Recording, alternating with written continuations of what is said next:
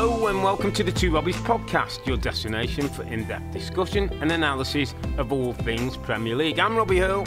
I've got my special guest with me today, Stephen Warnock, who joins me for the show. And here are today's topics. Insanity ensures at Stamford Bridge between Chelsea and Manchester City, who battle it out in a crazy 4-4 draw. Wolves take down Tottenham with 2 late goals, handing Ange Postecoglu his second straight defeat. Liverpool deliver a bounce-back performance with a 3-0 win against Brentford, courtesy of Mo Salah's 2 goals. And Manchester United eke out another 1-0 win, this time against Luton. That's what we've got coming up in today's episodes. Okay, Steve Warnock, great to have you, mate. I've got to be honest, it's a pleasure to get rid of Mr. Mustard for a week or two. Bless him and his good lady. I think he's going to Doha for a little trip, so very nice, yeah. And the rest of us, mate, we'll keep working. We've had another absolutely crazy week of Premier League football, drama upon drama. There's only one place to start, the Bridge, Stamford Bridge.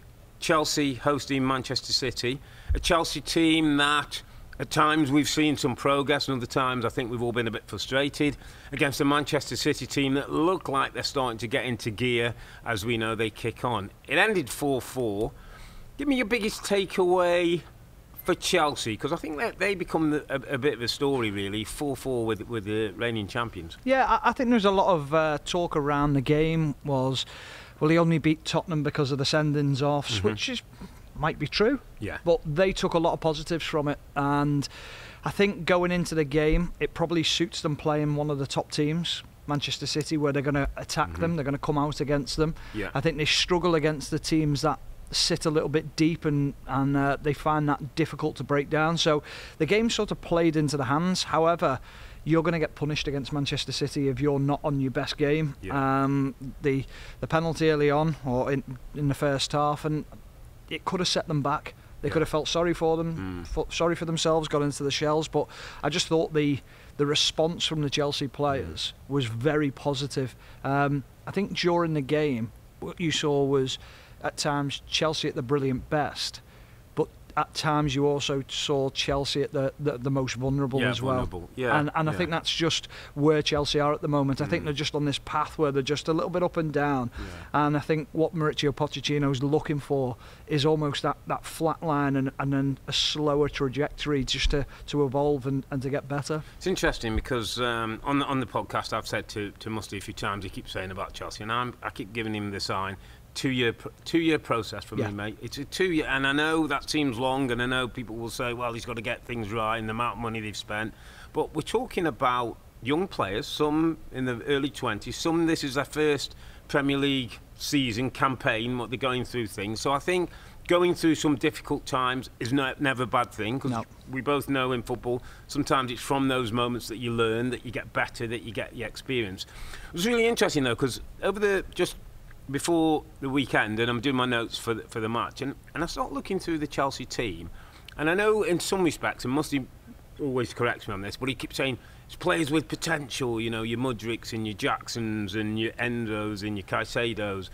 He said we don't totally know what we're going to get from them yet, but I looked through the team, Steve, and I'm kind of looking, thinking he's talented, he's got good technical ability, and it started to make me think that there should be times in a game when Chelsea can have possession of the ball, when Chelsea can dictate a bit to Manchester City. As good as Manchester City are, I said, when I look at the two sets of teams, of course City are better, and of course City have won. But the bigger things for me that City have are maturity, experience, know-how. They know what they're doing. This Chelsea team have got none of that at the moment, but they've got talent. Yeah. And if they can find a way to start to get some of the maturity, and I thought it was a mature performance today, I think that's when we'll start to see the Chelsea that Poch wants, the Chelsea that the fans want, and the Chelsea that the ownership have spent this kind of money for. Yeah, I think there's only a handful of players within the squad who've probably won majors. When you look at it and you go Thiago Silva, Raheem Sterling, Cole Palmer to a certain degree is being in and around the changing room, but he's still young in football in terms of what he does on a pitch. And I completely agree. I think that game management is key to them, and I think it's something that Pochettino is very, very aware of. Is that they have to get better at that. The game that strikes me is the Arsenal game. 2-0 up and you're cruising in the game. It's the best we've seen them play in a long time. Albeit Arsenal, were they not at the best because of Chelsea's performance, or was it just an off day? But then the mistakes creep in and then they fold. And that's the problem, is like you can't fold. It's almost, you've got to brush the first mistake off and say, okay, don't worry about it. We're better than that. We can get over it. But I think that's just where Chelsea are at the moment. But I find Chelsea very interested in the fact of the old Chelsea regime of winning trophies year after year, and has gone. There's a new ownership in town. So for me, it's almost like Chelsea's a new club. They're in a massive transitional period where you've got now owners who are new to football, who don't quite understand it fully. They're learning on the job. They've made huge mistakes. I think by bringing Mauricio Pochettino in, they've made a big addition to it, and I think it's a big plus what they've done in bringing him in. So I totally agree with you. I'd even stretch it longer than 2 years, the project, because I think the club had gone that far behind after Abramovich left with the mistakes of what Todd Boehly made. Even that position of when Abramovich was sort of under investigation, the club slipped behind a year straight away, maybe longer, with what was going on at the club. So I do think it's a long process, and it's going to be a long ride for them. I want to talk about some individuals and then maybe just turn attention on Manchester City. But before I do, I just wanted to run one, again, a bit of a theory past you in terms of, and obviously your links and knowing Liverpool Football Club well, that I sometimes feel in football and at certain football clubs, your history, a winning history from the past, can be a burden. Oh yeah. I used to feel it at Liverpool, and obviously the one trophy, the one title that Jurgen Klopp is helping to address that, and the football that he's playing now is getting Liverpool back to where they were.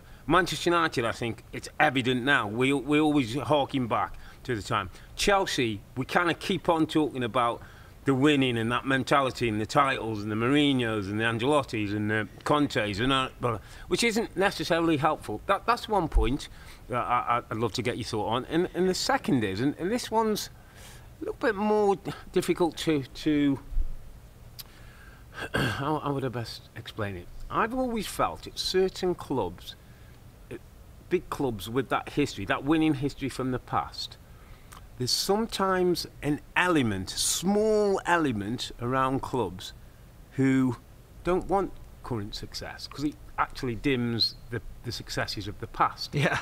And it's a really difficult thing to try and say. But sometimes you either see it, you feel it, there's an era where that was the golden era back in the day, and this is nowhere near as good, and they'll never be as good. I don't know.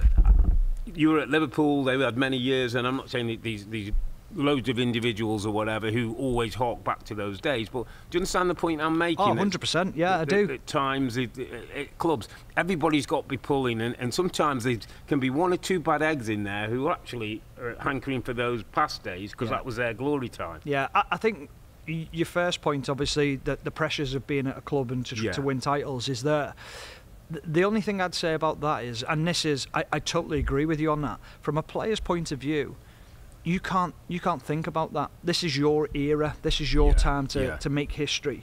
I think a lot of the time it's fans, it's the media who put that pressure on the players. But actually from within the change room, me and you wouldn't sit there in the changing room and say, God, we need to win this. We need to get ourselves in these history books and match them. Yeah, we're not thinking We'd about like to, but that's just, well, if we do things right day to day, that'll come naturally and that'll happen. If we're coached in the right way, managed in the right way, if the right players are brought through the door, well, that'll all take care of itself naturally. The more pressure you put on yourself, the more you know you seize up, you become less of a player, and you play limited in the way that you play. I think what was very interesting, and I can talk about this because I know it firsthand, is when Jurgen Klopp took over, the one thing he did was he embraced the history of the club, and he wanted the former players and the ex-players to be in and around and tell their stories about winning titles and winning cups and what the mentality was like and how they thought about games, because he thought that was vitally important. If I wanted to be a tennis player, I wouldn't go to you and ask how to become a tennis player. Okay, because you don't. Cheers. Yeah, but you don't know it, do you? No. If I wanted to become a doctor, I wouldn't go and say, well, Robbie, what do I do to become a doctor? If I want to become a winner and get a winner's mentality, I go and speak to winners and I ask them questions and I feed off them and I get that. But what you've got to get is you've got to get the right type of winners within the change room who want the club to continue to be winners and to be spoken about in the right way. And I think that's what Liverpool did. I know it's like what other clubs are doing now, that they're drawing on the past and saying to them, no, embrace that past and use it to gear you and fill you to or fuel you to be successful. Let's just focus a couple on a couple of Chelsea players, and then we'll turn to Manchester City, because obviously they played their part in a brilliant game just before the international break. Cole Palmer, we made a bit about him before the game. We talked about him before kick-off. We mentioned him after. I mean, did he look like a man on a mission, a man trying to prove a point? I mean, he took the penalty so coolly with all the pressures on him. That's 4 penalties, 4 conversions, and doesn't look a problem. Did him and Raheem Sterling, who's the other, I would say, who were former players, I thought it was probably one of the best games I've seen Sterling play in the blue of Chelsea. I thought he was brilliant. I really do. Going back to Cole Palmer, we bigged him up and he delivered. And that's the great thing. But I think when you're a bit part player at a club and suddenly you get that platform to play week in, week out, your mentality changes completely on the training ground, around the changing room. Suddenly, when you've got the trust of a manager who brings you in, you mentioned it on the show where you said about being an academy player is different from being bought. When you get bought, suddenly you're the manager's choice, you're the club's choice, they want you. That makes you feel 10 foot tall. You feel so important and that you're there for a purpose, whereas when you're coming through the academy, you're just a product of the academy, and let's see where he gets to and let's see how he does. So I think you could see that, or you can certainly see it from the performances that he's put in for Chelsea so far, that he's thriving in that environment and showcases what his sort of his attributes are. I spoke about it on the show about Jason Wilcox talking about his mentality and how he developed and how strong mentally he is. We saw that in the penalty, going up against your former club, right at the end of the game. And Everton, one of the top goalkeepers in the league. Exactly, and he looked so comfortable, didn't he? He looked so calm. So that shows his qualities. And I think Raheem Sterling's got a point to prove to a lot of people. Leaving Manchester City, any step from there would have been a downgrade. And he goes to Chelsea, but he's got something to prove because he wants to get back in the England squad. He wants to show to Manchester City why they shouldn't have sold him, why they should have kept him. And I thought he was outstanding today. He's coming for a little bit of criticism at times, but I think this season, we listened to him in America in the summer series where he talked about my diet was wrong last year. Takes a lot for someone to admit that and to come out and go, successful as well. Exactly, and go, I tried something, it didn't work, and now I've got back to what I am. And look at my performances. I thought it was a great moment when he scored, because he kind of started to celebrate, then didn't, and then saw his mates out. I thought it was a brilliant moment. Just tells you what was going on inside. From City's point of view, let's turn it. Pep talked after about actually being pleased with the point. I think Pep, and I heard him in his press conference before the game started. Actually, I think he sees the potential in what Pochettino has, the potential in the group, and said this isn't going to be an easy fixture. Anybody who thinks come to Stamford Bridge, I think he's known in the past what it's like. I think he knows the crowd are up for it, the players are up for it, and in the end, it's probably a good point for Man City in the end. Yeah, I think he'd have probably took it before the game, going to Chelsea, having been 4-3 ahead so late on. That'll be sort of sat in his mind thinking, well, we should have saw that one out. However, we've seen Chelsea against Liverpool this season, and Liverpool dominated the first half, but then Chelsea were magnificent in the second half and really dominated possession. The Arsenal game for 77 minutes before Declan Rice scores that goal.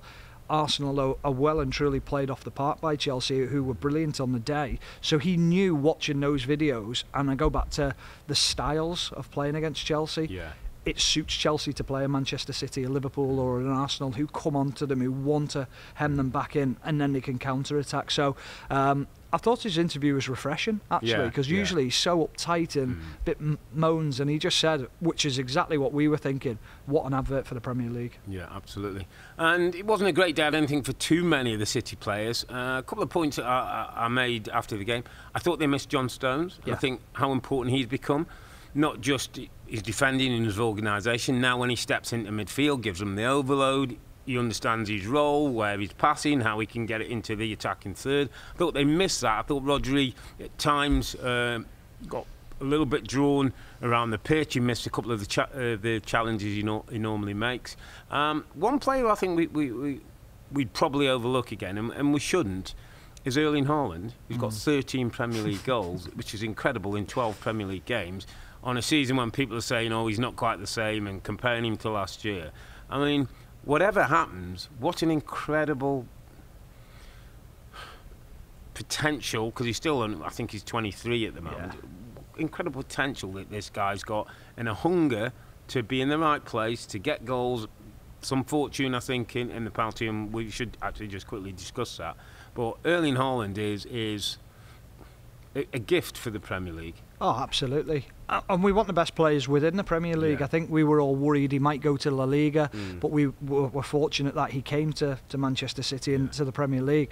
The one thing, I remember listening to a story about him, I read it, and it was talking about his dad would often catch him watching videos of him missing opportunities, and he was like, why are you watching those ones? And he was like, because I want to learn why I miss them and how to get better at them, whether I need to be quicker with my touch, whether my movement needs to be a bit different. So it's almost that perfectionist in him, and that drive and that hunger to just keep breaking records, to keep scoring goals. You can see the joy he gets out of the tapping, or any type of goal. Same thing. Everything means the same to him. That is what he is there to do. I think the other side of it, I think his all-round game's getting better, his link-up play. I think it's taken him a while to get to that, but like you say, he's young, he is still quite raw. In the respect of holding the ball up and bringing others into play, that game intelligent, that experience that you do get when you get older, to play a certain style. But I just love his hunger to score goals. It's a defender's worst nightmare, isn't it? When you see him sort of bearing down on you, that power that he's got in around the penalty area, that upper body strength, and then how clinical he is. Let's just clean up that VAR on the penalty as well, because we were in studio, we saw it. I think we both sort of looked at it a couple of times, thought, I'm not quite sure about it, and then we saw a couple of replays, and I think we both felt that Erling Haaland instigated the grab on Cucurella. Cucurella reacts by grabbing back, and then as the ball's coming in, there's an isolated shot of Cucurella with his arms around Haaland, who goes down. I didn't think it was a penalty. I don't think you thought it was a penalty in the end. And I'm just glad that we're not talking about VAR. The game went on beyond there, and fortunately, it didn't become the most, the talking point if it was a 1-0 win, say, to City. And I just felt on that one, it was almost like I felt the referee Anthony Taylor didn't need to give anything, and then we'll go to VAR, have a look at it and see. But I think by giving it, it's then never going to be deemed a clear and obvious error. And that was one of those situations. I felt today, with 20 minutes on the clock, I thought, what a great game we set up. Chelsea had started well. They were causing problems in the wide areas and doubling up, and Doku and James was a great play out. And then I almost felt like VAR wanted to inject itself in the game. Let's have a VAR. We haven't, that's 20 minutes of good football. Now let's have a VAR. I just felt he didn't need to get involved. No, I do a show at home called Ref Watch with former Premier League referee Dermot Gallagher, and it's something that I said when we were looking at the goals was sometimes the best thing is to do nothing, because it could go either way. And don't influence it, just let it ride out. And after the game, we'd have all looked at it and gone, I've seen them given. You could see it going the other way as well. So maybe the best thing is sometimes is to do nothing. But I agree with VAR. They look to intervene at every opportunity. Even the Haaland goal, when he scores, and they're looking for a handball, and you're thinking, please, come on, let's not talk about it. I mean, the one thing I thought this weekend coming into the studio was, let's hope we don't get any major VAR controversies. We all do, don't we, football fans? We want to see the game play and play out. Anyway, we're not going to finish this on VAR, but we are going to move on to Molineux. Tottenham went away to Wolves, having lost their first game of the week. Obviously, the circumstances on Monday to Chelsea, 2 players sent off, lots of injuries, all kinds of problems for Ange Postecoglu. So they go to Wolverhampton Wanderers. They go 1-up early through a Brennan Johnson goal, and then late on concede 2 goals, which means back-to-back defeats for Spurs. We've just done a breakdown on the Tactics show, which is on the NBC Sports YouTube channel. Anyone who wants to have a look at that, just to look at the 2 goals that Spurs concede. Is it as simple as saying, because of who wasn't there, that possibly caused the defeat, or should the players out there, the 11, have done a little bit better? I think there's a little bit of both. I think if you've got Van der Ven and Maddison, I think the game's different. I really do. I think Maddison gets on the ball more, they dominate possession, they create more opportunities. Van der Ven play that higher line, you can get back into positions. I said to you when we were watching the game, we were chatting about it, and I was saying, Van der Ven, we talk about his pace, but it's actually the reading of the game, his understanding, and he's such a young player. He's had the same effect, I feel, that Van Dijk's had on Liverpool. He's come in, he's got that stature, that aura about him. You almost see opposition forwards looking at him thinking, don't fancy taking him on in a 1v1, or I don't quite think I've got the strength to outmuscle him and things like that. So already he's got a psychological upper hand on people, which is a great thing to have. The other side of it, you'd look at it and go, well, you've got 2 international centre-halves playing, Eric Dyer and Ben Davies. Should they be able to deal with runners through them, through passes? They should, but late on in the game, when you haven't played that many minutes, legs are tired, mind's tired. It's like the constant pressure that comes on you. If that was maybe 2 games down the line and they'd have 2 lots of 90 minutes in the legs, and then they get to that stage, I think they see the game out. I don't think they're as mentally tired and physically tired, and that's something that you look at it, and Postecoglu, I'm sure, listen, he's a smart guy, isn't he? He's probably looking at the same thing, thinking, we could have defended it, we could have done better, but it's a big task. You did right, because I did hear a bit of a press conference last night after the game, and he sort of said, I was a little concerned for some of the players who haven't played at that level for that long time. Eric Dyer's first Premier League start. It does, that fatigue sometimes is in the head as much as in the legs, and you're switching off and you're looking for a rest. It's interesting because actually, having done the breakdown we did on the second goal, which is the Lamina goal from the free kick, a thought's just come back to my head, and it came through when we were watching Newcastle train in the summer series away in America. I remember Eddie Howe going through some game type situations, and the opposition had the ball, and the first thing Eddie Howe coached was one of his players to get in front of the ball and stop a quick free kick. So he had Almiron doing it, he had I think Trippier doing it, he had Joe Ellington doing it at times. You don't always have the same player, and he did a little thing which made me laugh, and I thought very clever. He said he had the player to get in front of the ball and then go down and tie his laces as if he's doing his laces. Now, most of the players haven't got laces in the boots anyway, so I don't know how that was. But obviously, it's just a ploy to stop the opposition playing a quick free kick so you can get organised. And I remember now watching the second Spurs goal today, and anybody gets a chance to look, referee gives a free kick, Wolves want to take it quickly, Emerson Royal gets involved with trying to running and kicking the ball away, that gets him out of position. But the big thing, it's just come back to me, is that no Spurs player thinks about getting in front of the ball and stopping a quick free kick, which just gives us time to fill our holes in behind, get our organisation, and maybe give us a chance to defend. We're now talking 90 plus 7 minutes in the game. It's at 1-1, so Rabia scored one. Lamina's running forward.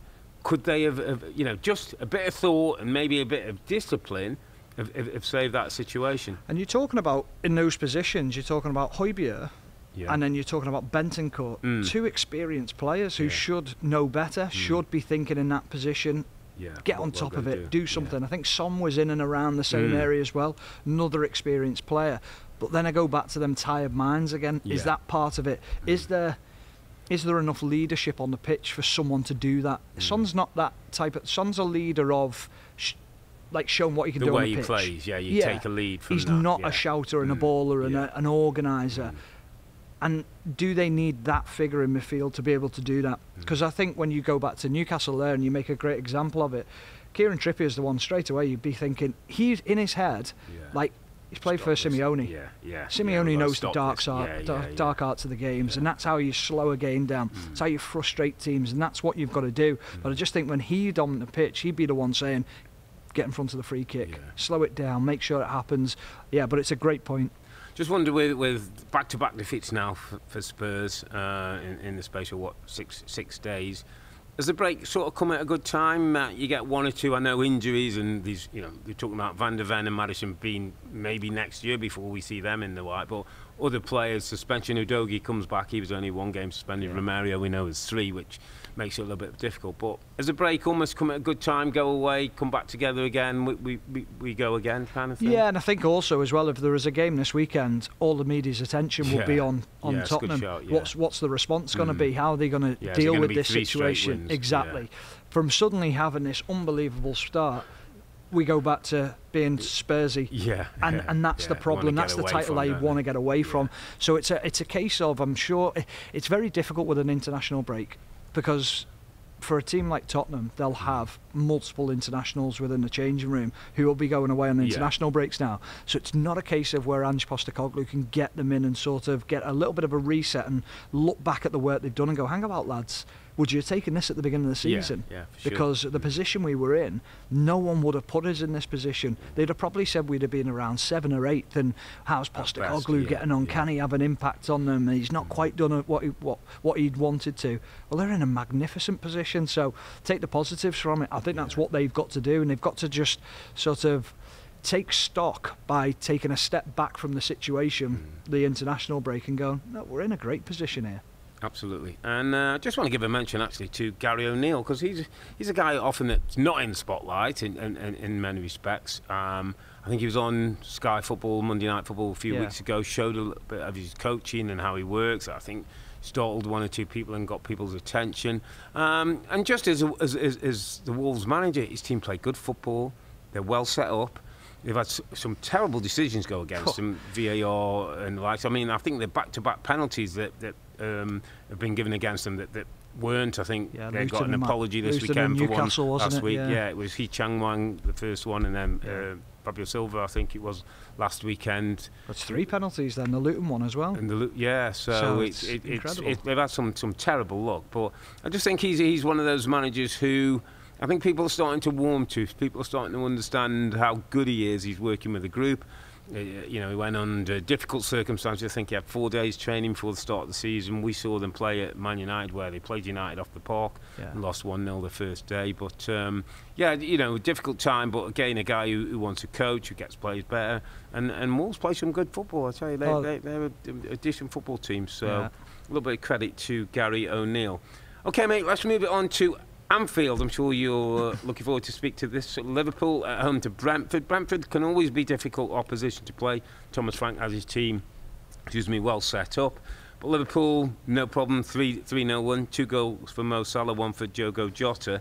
Is that almost what Liverpool need? I kind of feel with Liverpool, and I want to get your view, is I said the other week, it's almost to me like Liverpool are still trying to convince themselves they're title contenders.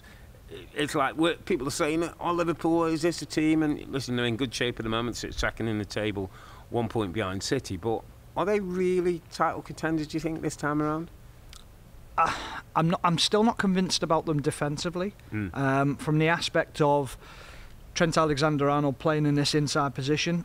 Now, Manchester City tried it with Kyle Walker moving into that position. He tried it with also Zinchenko when he was at the club.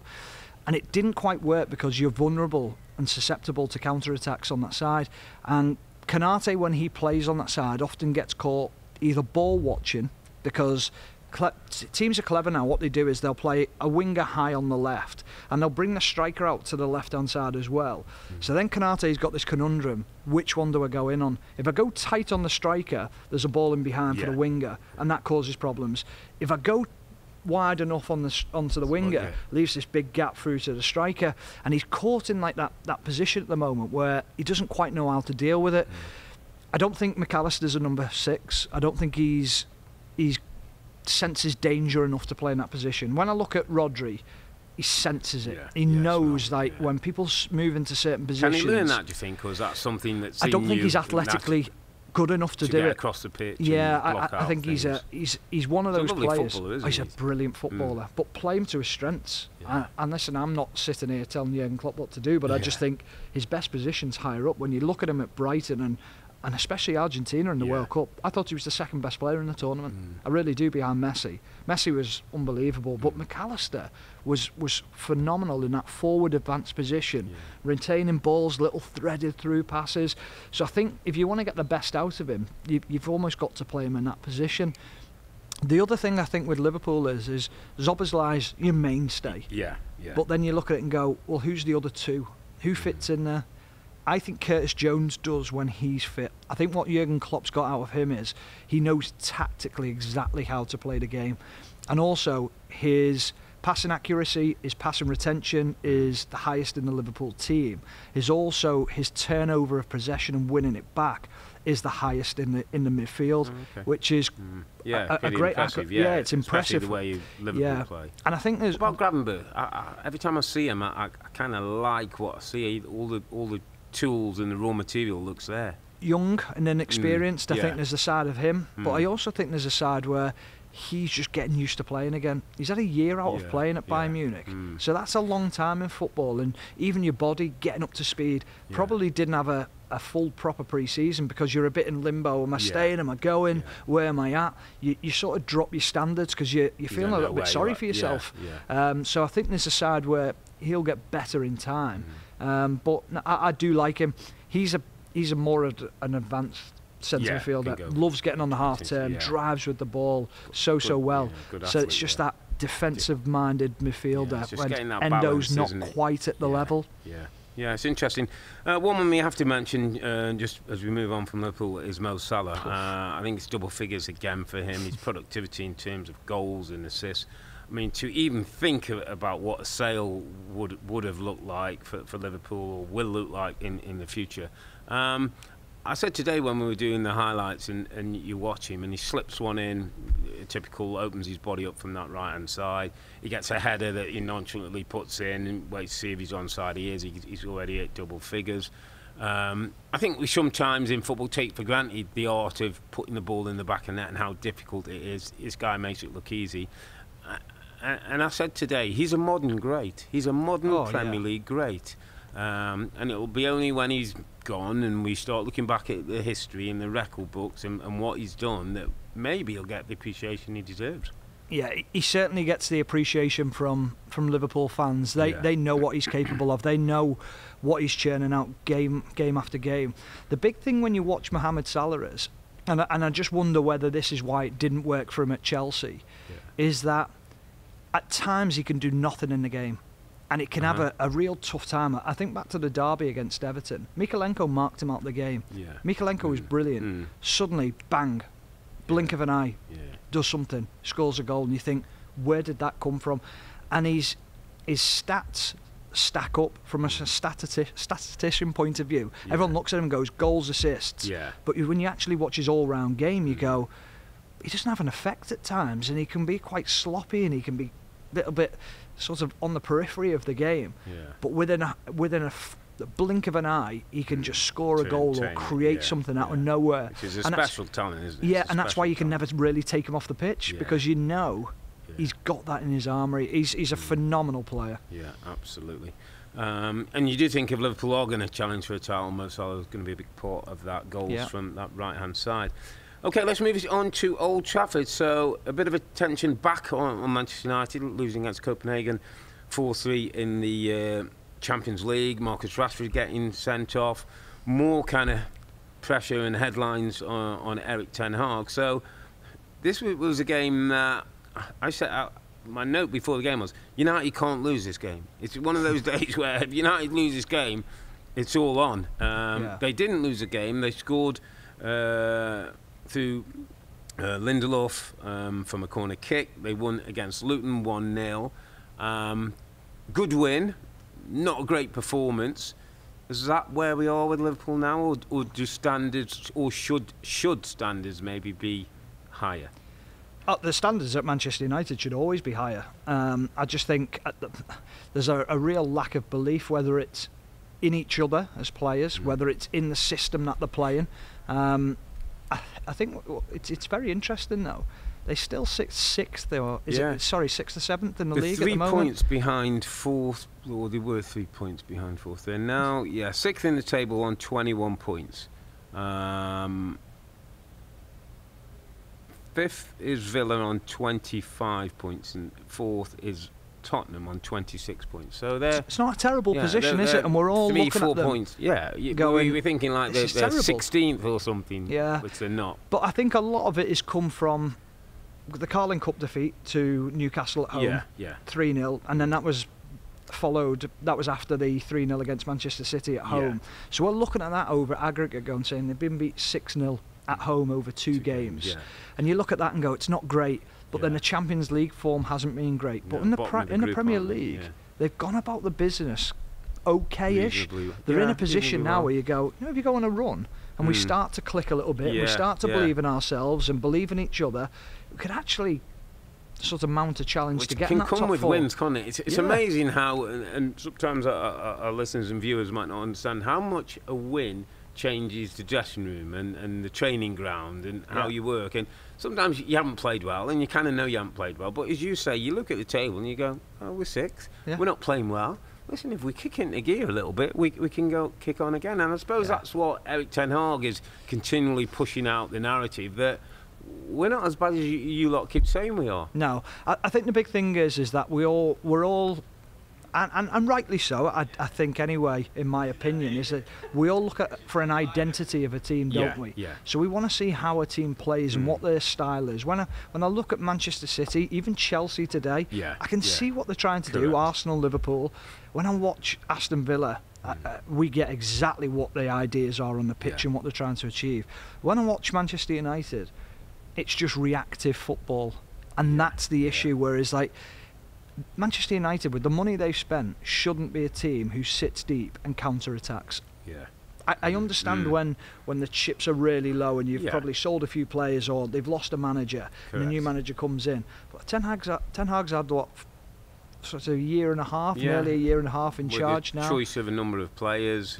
So have they progressed? I think they've regressed. I don't think they've got any better. It's interesting. I looked at the bench this weekend, and then you've got Varane, who you talked about winners and talking to winners, is a winner, was on the bench. Yeah. There was no Johnny Evans, but it was Maguire and Lindelof, so he's not getting in ahead of Maguire and Lindelof.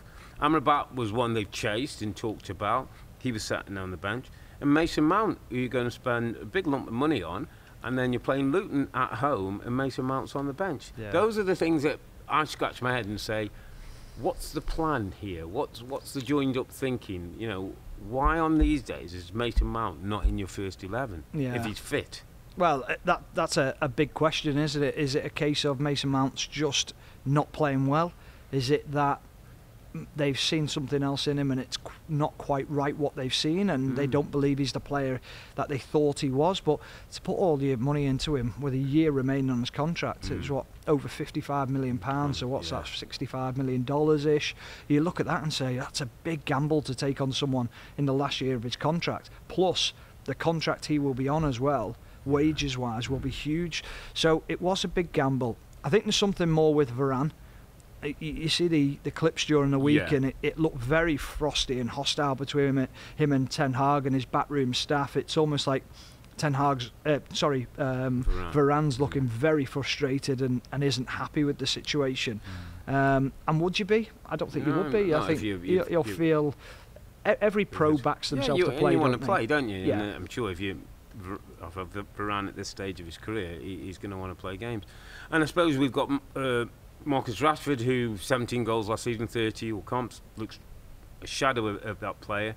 And Højlund, who, it's amazing, who looks confident playing in Champions League and has got his 5 goals, just can't find a bit of luck, find the right contact to get a goal in the Premier League. Had a couple of chances again against Luton and wasn't able to find the back of the net. But that one was a really interesting signing to me. Højlund. Because if I look at Højlund, I like him as a player. I really think he's potential. I think he's could be a top player. But what does he feed off? Crosses. So you've got Garnacho on one side who wants to chop, weave in and out. and you think, does he really deliver quality balls into the box? Yeah, we wondered if that's why he played Rashford on the right, didn't he? Maybe to put a cross in, and he actually did, didn't he? And, he just missed it at the back post ever so slightly. But you're looking at wingers, when Rashford plays on that left, he's not going to be one who's going to get it out of his feet and really whip a great ball into the box, is he? No, that's so if that's not going to happen, well, get to the byline, set it back for your fullbacks, and then put quality into the box. If Hoyland must be wondering himself, like, what have I joined here? I want service. I want balls in the box. I want to go and attack balls and win headers and things like that. And I think he's got that. Well, he's definitely got that in his game, because we've seen it. So you've got to play to your striker's strengths. Absolutely. So a little bit of work more for Ten Hag to do, but a win is a win. 3 points are 3 points, and is it 6 in the table? Okay, mate, we'll sort of look at some of the other results and important score lines. Let's start at the Emirates. Arsenal facing Burnley. So Burnley having a bit of a tough time under Vincent Kompany, but relationship between Kompany and Arteta from the old Man City days. So there was a lot of getting on between the two benches, but Arsenal got the job done. I know you kept a little bit of an eye on this one, and Trossard gets the first goal. Brownhill brings them back level, and then Saliba with a header and Zinchenko with a beautiful kind of scissors kick got the goals for Arsenal. And I just felt it was one of those days where it was a bit of a feel-good day for Arsenal. They kind of got their football back, they got a few goals, and you know, they're probably feeling better about themselves. Yeah, more so the second half. I think in the first half, Burnley had a go, made a bit of a game of it, had a few opportunities, and I think they're obviously shot shy, Burnley, in the final third. They lack a little bit of creativity. That Foster's going to be missing for a while, isn't he? Which is a real shame, and we wish him good luck as well, and get him feeling better soon. But I think there's a side of it where you just go, from Arsenal's point of view, it's like we've got more gears to go through this. So even when they got back into the game, it was like, come on lads, we can sort this out. So it was Trossard as a false nine, with Martinelli one side, Saka the other side. Kai Havertz involved. Misses a good header, doesn't he? Misses a header from sort of 5 yards out. It's interesting, isn't it? Everyone always says, who watches him, oh, there's a player there. There's a player in there. Is he the training ground player that you've always played with throughout your career, who was brilliant on the training ground but can't quite hit that next level on the pitch? Is there something that he fears going onto the pitch where he doesn't feel comfortable? Has it got to a point where he's overthinking about the game and overthinking about what people are going to be saying about him, and there's just that element of doubt in his mind? For one reason or another, it's not happening for him at the moment, and that'll be a concern for Mikel Arteta. It was interesting though, because I read last night Arteta was saying good things about him, and that he hasn't got the. And I was saying, I think that's good management, because I think he's making sure his confidence stays high. But eventually, at some point, he's either got to play Havertz and get him through and nurse him into getting some goals and being effective, or it's difficult to have a squad when you're playing a player who isn't really doing it week in, week out, and you're training hard and going like, come on, Gaffer, when's my time? And that's the point about bringing people in for big money, isn't it? Is you almost feel like, well, he's going to have to play him. If Kai Havertz had been bought for, say, $30 million, we'd have all gone, he's a good squad player. He'll fit in for a squad player. And I think there'd be an almost in the first 11, wasn't he? And I think there was an element of a lot of Arsenal fans, a lot of sort of the media pundits are saying they shouldn't have bought him, and they shouldn't have bought Raya, and they should have gone all in on a number 9 and got that big number 9. But I think Arteta's sort of argument to that was, well, I'd rather have more goals scattered about. I think he'd get more goals for him, and he hasn't done that. I think it was the penalty away at Bournemouth is the only goal he scored, and it was given to him. So he hasn't really created anything. I've got to be honest, I was one of those who didn't mind it. I kind of saw bits what I like in Havertz, and big goals and moments for Chelsea, and thought actually if he gets in those spots where Granit Xhaka used to get, I think he's got creative ability. He might, he can find a goal, he can find a pass, but you're right, it hasn't happened for him, and it's a shame. It is a shame, and it's one of those things that at some point, Mikel Arteta might have to deal with. But I suppose if they're winning and he's still in the team, then people say less about it. A little bit of worry for Burnley. They sit bottom of the table now, and great football last year, 101 points, but hasn't quite worked since they've come up. At only one win at the moment, and another defeat. Not great from set pieces again from Vincent Kompany, which you would think his team of all would be better. might you have to change his style, his philosophy? Might you have to become a little bit more pragmatic to get some points and give them a platform? He went a little bit more direct in this game against Arsenal and tried to change things a little bit, and he actually got joy from it. A lot of people don't like the ball over the top of them. They don't like running back towards their own goal or turn them in behind. There's a real snobbery around football where we want to see this perfect game played. There's only Manchester City and a few other teams that can play that style of football. When you think about it, Liverpool, Manchester City and Arsenal can go toe to toe. Tottenham to a certain degree, fully at full strength. You look at those teams and they can go toe to toe at the moment. There's not many others who can do it, so why try and play them at their own game? You've got to try and adapt in different ways. I think you've got your De Zerbis and your Unai Emery's who've got a version of it, haven't they? And they play in a way that suits their players and suits their system. But it's not all out the same way. I mean, these triggers and these safety mechanisms if things start to go wrong. Yeah, and that's what you've got to find, isn't it? You've got to find what suits the players. I think you're asking these players playing against tactically better players in the Premier League than the Championship, who see things quicker, adapt to things quicker, react to things quicker, will sort things out on the pitch quicker rather than looking at the manager and going, how do we sort this out? Top players just go, sorted, and they get it done quickly, and I think that's where they're struggling to deal with it. Yeah, bit of work for Vincent Kompany. Let's go to the vitality. Interesting game here. Bournemouth hosting Newcastle. Eddie Howe taking Newcastle back to where he was a player and a manager with much success. Iraola's had a bit of a tough time at Bournemouth, and people were questioning maybe is he trying to do too much with a group of players who are not up to what he wanted to do, and he was talking about his messages are getting across. Bournemouth end up winning the game 2-0, goals by Dominic Solanke, 60th minute, 73rd minute, on a day when I actually thought Newcastle didn't really turn up. I know they had Champions League, got beat by Dortmund, they've got some injuries, Isak and like Wilson out, and number of players, suspensions for Tonali, Bruno Guimaraes not available. So there was reasons, and there's you could say excuses for Newcastle, but I think Eddie Howe would expect a little bit more from a team that he put out that was still a decent side. Yeah, I really do as well, and I think the other side of it as well, one of the players that you didn't mention there, is one of those unsung players, is Dan Burn. Can play across the back line, very comfortable, big stature from set pieces, from both attacking and defending, but also what they've got across that back line, which they lose when Livramento comes in or Lewis Hall. Great experience, know-how, under pressure. How do we deal with it? If it needs to go, it goes. Not overplaying, trying to impress the manager and trying to impress to get in the team, trying to do too much. And I think there's an element at that of times at the weekend, but they just looked like it was a game too far.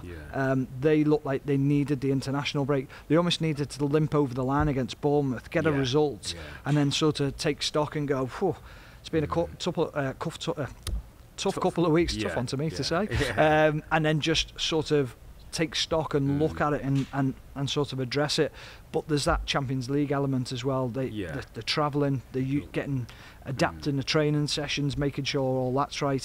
Whether Eddie Howe will look at that himself and go, okay, maybe I need to adapt something and change something, sit down with his medical staff over this period and say, are we getting something wrong here? Can we change something? Feedback from the players as well. Yeah, absolutely, because Almiron went off with looked like a muscle injury. Fabian Schär was holding his hamstring, looked like could have some kind of muscle injury, and it was almost like you were watching the players thinking, "Geez, who's going to be next?" And I think I said last week before on the podcast, I just wonder if Eddie Howe has to find another version of his Newcastle team that doesn't have to rely on being all out all the time. We saw him. We spent some time with him in the Premier League Summer Series, watching him training. He's as sort of driven for training as he is for games, about working hard and that. And I just wonder if it's with the games, with all that they've got, similar players doing the same thing each week. Does he have to take a little bit the load away?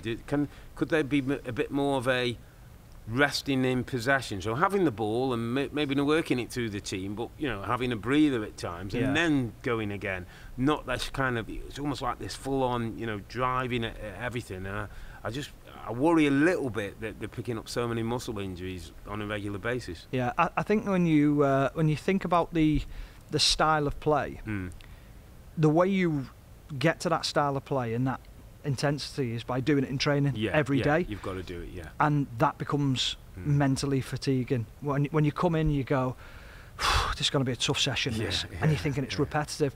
And I remember the year that Liverpool won the league, so the previous season to that, a few of the senior players went into Jurgen Klopp and said, this is tough mentally for the players to continue to do this. There's got to be some respite at some point where we have a down day or something, a day off or a couple of days off within the week, and we're willing to do the work, but we're shattered doing it. We're really struggling to do this. How can we do that? Whether that needs a senior figure from the Newcastle players to actually go and speak to Eddie Howe and say, this is where we're at. But often when you're doing so well, you don't want to question the manager. But there's got to be a bit of relationship. I think that Eddie probably got a good relationship with the players, so we'll see. Just before we move on, mate, we do a award each week for our underappreciated performer of the week, a player who maybe hasn't got the headlines, who doesn't always get the appreciation that maybe he deserved. And my underappreciated performer of the week is a Bournemouth player. He's a Bournemouth striker. He's Dominic Solanke, who got the 2 goals that won the game for Bournemouth this weekend. I thought he benefited from a decent team performance. And the first goal, and we did a little breakdown on it, was a great example of Earle's press, where they kept Newcastle one side of the pitch. They got the ball, they won it back quickly. Solanke got on the end of things, smashed it past Pope, and they go 1-0 up and improvised well for his second goal. But Dominic Solanke is a player who I feel at times doesn't get the credit he deserves. He often plays as a lone striker. He sometimes feeds on scraps because his team aren't dominating possession. He's got 6 goals already in the league this season. He only got 6 all of last season. He's a threat. He's got good size. He's technically proficient when the ball goes into him, and he can join him with midfield players. And he's just one of those forwards who I think we take for granted in this league. And for a goal scorer, for somebody regularly who can find the back of the net, they're worth their weight in goals. So Dominic Solanke is my underappreciated performer of the week. A good choice as well. Yeah, I think when he comes into the club, I think it was around about 25 million from Liverpool pounds. So roughly $30 million, which is it's a big fee for Bournemouth at that point. And then that pressure comes on his shoulders. I think it's taken him a little bit of time to adapt to the Premier League, and we forget when he moved to Bournemouth from Liverpool, he was a young lad. So, and there was a lot expected of him to come in. I almost feel that time in the Championship, to go and score goals, it helped him and took that. Got him a lot of goals in the Championship, and then he was like, well, I'm actually the main man. So credit to him, because he's had a real good season so far. Okay, let's move to London Stadium. West Ham 3, Nottingham Forest 2. We obviously both did this game this morning. 5-goal thriller. Paquetá gets West Ham off to a great start. Awoniyi gets equaliser just before half-time. And Lange gets Nottingham Forest ahead, and then they almost switch off, go to sleep Bowen and Souček with the goals for West Ham. I thought it was a good day for West Ham. I thought they started well, they finished well. I thought there's a bit of a consistency. And I see an evolving West Ham, where I looked at the team sheet today. You've got Paquetá, you've got Kudus, you've got Ward-Prowse, you've got Bowen. You've got people who want to get on the ball and make things play. And sometimes with David Moyes' teams, we've always thought about, the industry and the effort. So I think there's a balance, and I just thought he got a good performance out of his team today. And in the end, that's a really good win for West Ham. And we're coming off the back of 3 straight defeats. You were saying that, and I know you've got a good relationship with Steve Cooper and spoke to me before the game. He'll be disappointed when he haven't got 2-1 up, and the nature of the goals. And you made a great point before the match, was saying that they've got to cut out errors, whether it's team errors or individual errors. If the teams are good enough in the Premier League, they don't need a leg up. No, they're almost giving teams opportunities. 3 minutes into the game, you can't be passing the ball across the front of your back line and not expect to be punished when it's cut out or takes a deflection, which is. But you shouldn't have even got to that point. Also, 2 set pieces. You'd be bitterly disappointed. But the big thing for me is that once you go 2-1 ahead, tails are up, you're thinking, here we go. And they say that the old saying in football is you're at your most vulnerable when you've just scored. 123 seconds later, you can see the goal. It can't happen. It's such a bad position to put yourself in. Suddenly you go, everyone's sort of arguing between themselves as to why it's happened, and then there's a negativity around the team then. So you'll be bitterly disappointed with that. Yeah, but good win for West Ham. So addresses their three game losing run that they were on in the Premier League. Crystal Palace 2, Everton 3. I get the sense Sean Dyche's work is starting to have effect. In Dyche we trust, as I always say to Musty. Mykolenko again in the goals. Eze gets a penalty back in the side for Crystal Palace, who was a real threat. Doucouré, who is becoming an absolute diamond for Dyche. Abdoulaye Doucouré with a goal. Edouard gets one back after a bit of a mix-up between the goalkeeper and Tarkowski. They get that wrong, and then Idrissa Gana Gueye comes on 86 minutes and gets the winner for Everton. So sometimes it's a great way to win as well, and a late winner away from home. Can you imagine? And then all the lads going back, and Everton on a decent run of form. And I just get the sense that both parties, the manager and the dressing room, are starting to understand and appreciate each other. Yeah. I think one of the big things for me is I was at the last game of the season last year when he beat Bournemouth. Oh yeah, we were there. Actually, we were over that time. And I spoke to a few of the staff, and I said, "What did he say after the game?" And he was like, "Do not celebrate this like it's something that should be achieved. It's not an achievement. This should never be happening at Everton Football Club. This shouldn't be the standard in this changing room." And I think when you try and set that mentality out, you've got to back it up. You've got to make sure the players work hard every day. But I think what he did really well was he brought Ashley Young in, great experience in and around the changing room, a winning mentality, standards are set. I played with Ash at Aston Villa. I know what he's like. He's on you if you're not doing it right. And I think they needed that. They needed that leader within the changing room, not just Seamus Coleman's voice, someone who's actually playing week in, week out. The other thing I think he did really well was he brought in Jack Harrison, and it brought a balance to the team. So everything wasn't then reliant on McNeil to deliver. Now you take it, because if you wanted to play Everton, we'll just show everything down the right hand side, because we don't want it on the danger man McNeil. Now you've got two players on either side who are capable of creating. And we saw it at the weekend for the first goal. Jack Harrison, lovely ball in for Mykolenko. So I think they're just a better balanced team now. And it was interesting, he was talking about making sure to the players that sometimes a long ball isn't a bad ball. It's a long pass. It's not giving the ball away, and those messages are starting to come. Dominic Calvert-Lewin back in the team, and Doucouré, as I say, who's been an absolute diamond, signed a long-term contract. And you just get the sense that Everton are going to be okay this season. I do as well. And I don't think we'll be going to the last game of the season and them struggling to perform. Brighton 1, Sheffield United 1. I suppose a good point for Sheffield United, who were a goal down to a Dingra. And then Webster with an own goal, bring Sheffield United back in it. Dahoud actually came on for Brighton after 69 minutes. He was a substitute, got sent off for a bit of a stamp, which is a bit foolish. It was. Under pressure. And then let's go to one of the informed teams at Villa Park. I think it's 18 home games now in Europe and in the Premier League that they've won. I mean, it's an incredible run by Unai Emery and his team. Own goal from Robinson got them off. John McGinn, the captain, swept a lovely ball in with his left foot. Ollie Watkins gets his customary goal after a breakaway, and Raul Jimenez with a bit of a consolation from Fulham's point of view.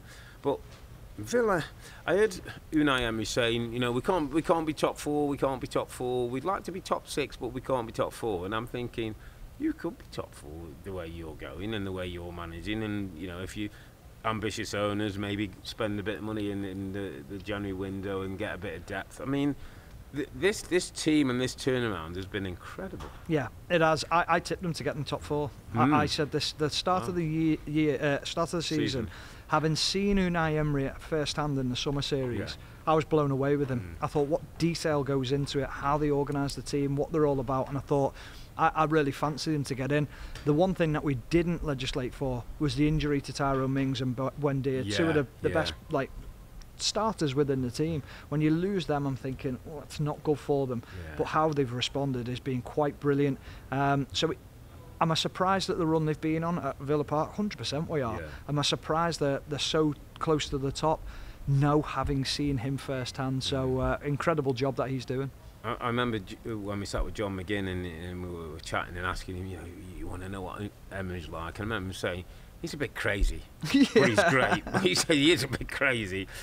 Crazy work sometimes. And I'm just going to give you the opportunity for your underappreciated performer of the week, because it's an Aston Villa player. I'll give you the floor, sir. Yeah, Moussa Diaby. I just think since he's come into the football club, he's taken a lot of pressure off Ollie Watkins. I think he's also taken pressure off John McGinn, because John McGinn was so often the one who had to create opportunities and to make those forward runs.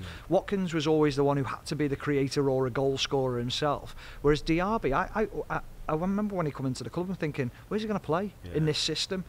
They don't play wingers, so what's he going to do? But he complements Watkins and McGinn so well. So he's my unsung hero, because as much as he does score and as much as he does create, I just think he's one that goes under the radar a little bit. Yes, a good shout. He's still young, he'll still grow, and you say that it's a he won't grow taller. No, he'll grow under the management of Unai Emery, and I think what's great for Villa is they can play him as a two, they can play one underneath, he can play from the wide positions, and he looks really committed to. So yeah, really good shout, Moussa Diaby, as your underappreciated performer of the week. Listen, mate, it's been brilliant. You have to do this again. Get Musty wherever he is on a plane somewhere else. On a week when it was bonkers at the Bridge, Chelsea and Man City slugged it out for a 4-4 draw. Elsewhere, United get a win, but not a great performance. Everton, Liverpool, Arsenal and Villa, they got points and performances put together. We're going to take a well-earned break for the international weekend, but we're back on Sunday. That's November the 26th, when we'll recap Matchweek 13, where Manchester City play Liverpool on Saturday and Everton host Manchester United on the Sunday. But for now, I'm Earle, he was Warnock. Together, we weren't the two Robbies. Thanks for watching and listening. Be safe, stay healthy. It's a good night from me. It's a good night from him. Good night.